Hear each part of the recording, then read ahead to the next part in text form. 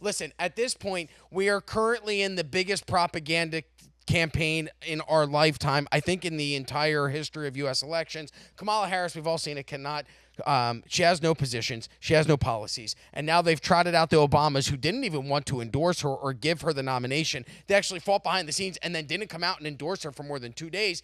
They spoke at the DNC last night. Here's a clip of Michelle Obama, who's worth $70 million, has a mansion on Martha's Vineyard and 2 other properties, talking about her struggles and her plights and always her family being suspicious of the wealthy growing up. If we could roll that clip quickly, Natalia. I hate her more.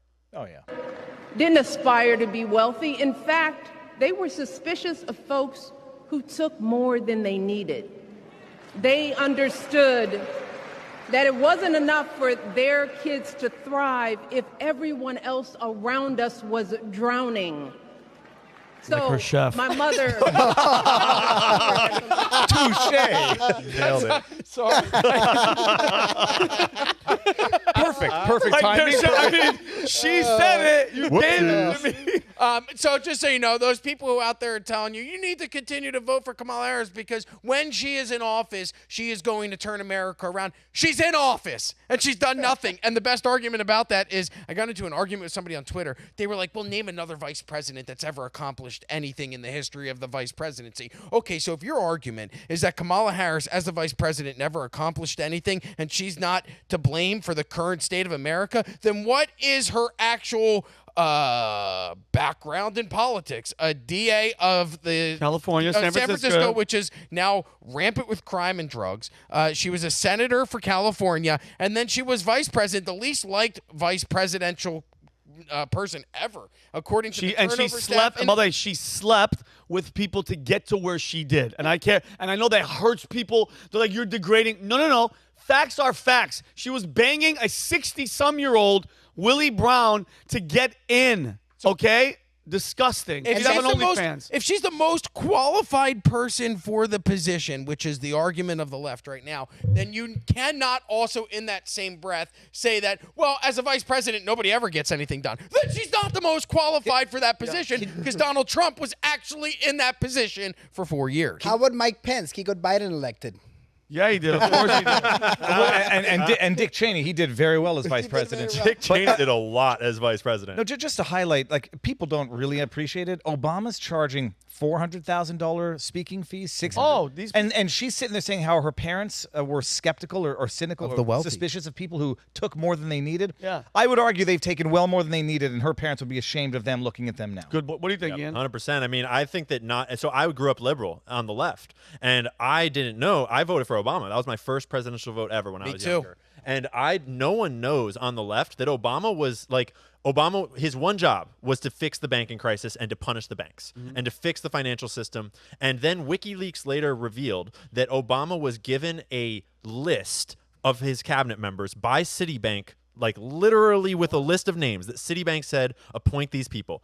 All of them got appointed to his Holy cabinet. shit. And then he proceeded to create the largest bank bailout in history with the help of BlackRock.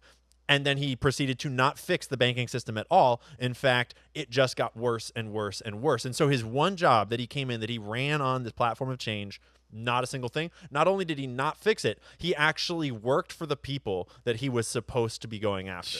That is his legacy. And that's besides the drone strikes, besides everything else he did. I was just going to say And that. Democrats don't know about that because the mainstream news did not report on it. Only WallStreetOnParade.com reported. What was the first year that you voted for him? 2008 or 2012? 2012? Okay, my first time that I voted in a presidential election was 2008, and it was for Obama, and then I made the same mistake in 2012. Did you cry? Did you cry? No, but I really did believe he's a great orator. He is a super effective communicator. Bingo. You watch him and you get impassioned. At this point, the Democrats' best strategy is to embrace that and not have Kamala go out anywhere. Just run Obama. Just have him out there doing every speech for her, and then bring her out on November 5th, and then everybody elects her, but they're really electing him. And Rob, let's just be honest with each other. It's not as if I'm making this up when I grabbed it out of the thin air.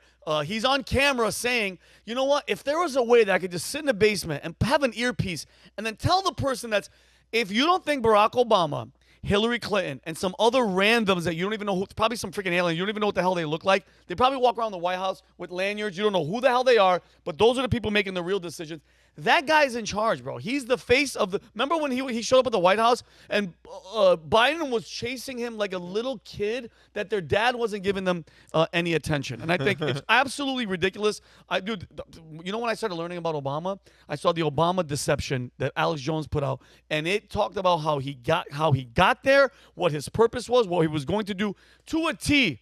To a T. At the risk of saying something controversial, I just am flabbergasted by the fact that the first black president, and I put it in quotes, other than being half white, because he is, was raised by his white mother.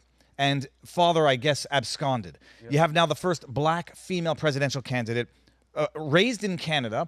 Her father was a descendant of slave owners who would pay reparations and not receive reparations, and who also abandoned her family and didn't raise her at all. And they're very personal things to get into, but like they're celebrating them as being the icons of what actually in their family were their failures. And it's terrible. Other than the fact that she was Indian up until 2020, and now they have to redefine her. The many identities of Kamala Harris. She's a chameleon. And what drives me crazy, just yesterday, who was it, Pritzker? He's like, she is going to be, she's like, reminds me of Obama. She's going to be the first African-American. She's not African-American. She is Indian, and she's Jamaican, period. And her great-great-grandfather owned black slaves. And she was raised in Canada from 12 to whatever. And then she comes on Twitter and tries to pretend that her family were renters because of money issues and not because they were professors moving around towns. And when she moved to Canada, I guess you don't buy houses every time you move because of a job.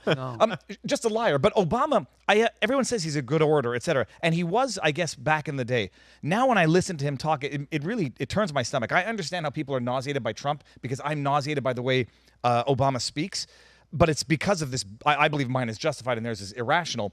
But I can understand how people just get turned off physically by someone who they've been trained to hate. But listening to Obama talk, it turns my stomach knowing that he's a liar. I went because mind you, I never was into genuinely. I didn't care. I was in LA, bro. I didn't care. I was doing stand-up. I was with girls. I was going crazy. It's when I saw him is when I started going, wait a minute. Yes, we can. He was talking like Malcolm X. He was talking like Martin Luther King. That whole the psyop is amazing.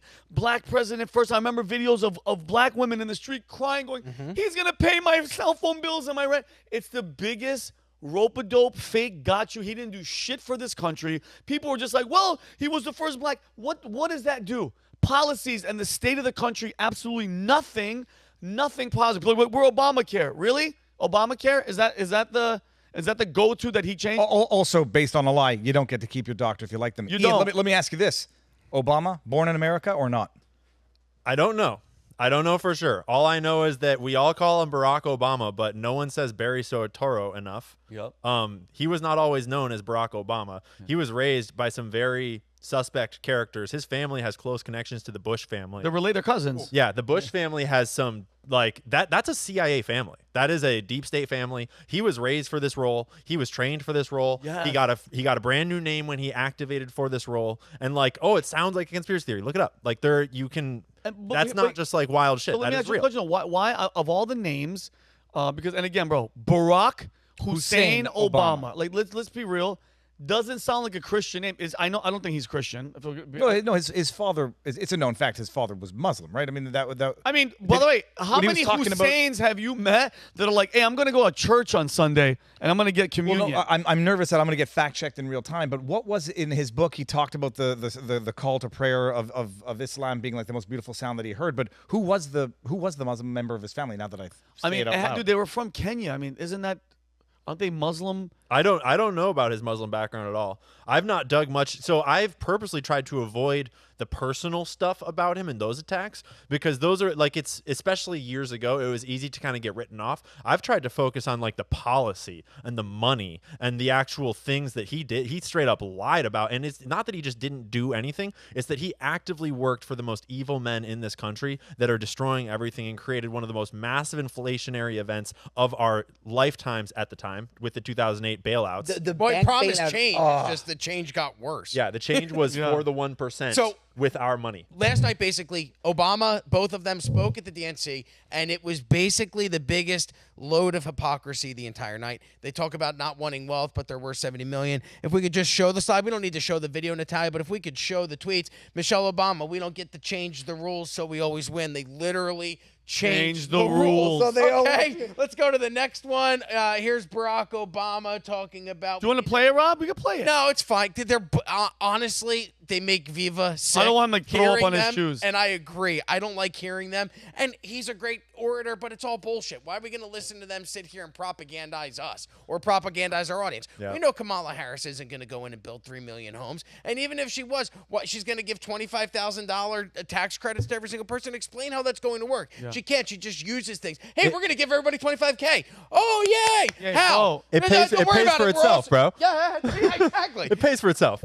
So it's just a big, and then my favorite part, Natalia, if we could grab to the news stories actually to the next 2 slides. The party that sits here and tells you that voter ID is racist and telling you that, hey, it's racist to demand that we have IDs for our elections. This is it? Well, they're actually asking people to show IDs to show up to the convention. Oh, weird. And yes, this is a Fox News article, so I went to the left side just so we could show it. If you could show the next article, here is NBC Chicago. I can't think of a more liberal news station forget it. unless it was CNN San Francisco. That'd be the only way that news organization could get any more liberal. And here it is in their own writing that it was a select delegates, volunteers, and supporters are expected to show out. Big names are set to speak. However, guests must, somewhere in there, where is it? It's select volunteers that have to show ID. So, even though they sit here and they tell you that, hey, to vote in the elections and show ID, that's racist. You're not allowed to demand that because we want a free and